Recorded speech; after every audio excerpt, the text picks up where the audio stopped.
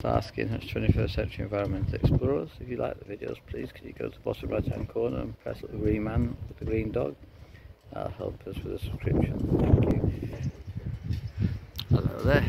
Okay, hi there, I'm Maggie and I sort of live and work in this area. I'm so fortunate. We have some beautiful islands around here.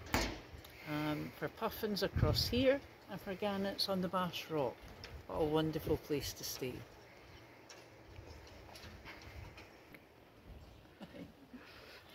So yes, I don't know, I think I'm so lucky because at times I'm very close with gannets, puffins, all manner of seabirds, and I think I didn't know very much about them, you know, just not so long ago, a few years ago, and slowly you start to see the beauty in these birds and the environment they're living in and just the impact that we can have on them at times without perhaps realising. And I think there's nothing more heartbreaking than seeing a bird with a fishing hook hanging out its bill. It's just gone to try and get its food. Normal day fishing, it plunge dives into the water, goes for a fish, and instead it comes out with a fishing hook in its gape.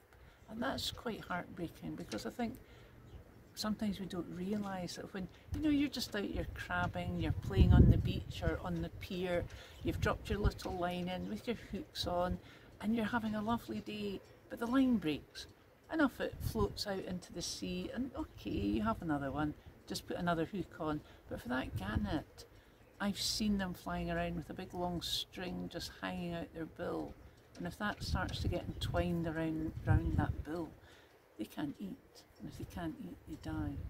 And so that's what happens at times in our oceans, just with the things that float around.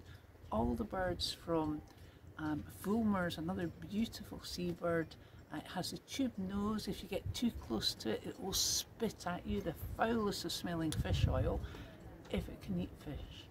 But sadly, what they are finding in Fulmars at times, ones that have died, they think the Fulmar has thought it's really full, it's been eating well, but what it's eaten has been little shards of plastic that are just floating on the surface of the ocean, and the belly's full, but there's no food in it, there's no nutrition. So plastic can really impact on our life, these little floating granules that we see.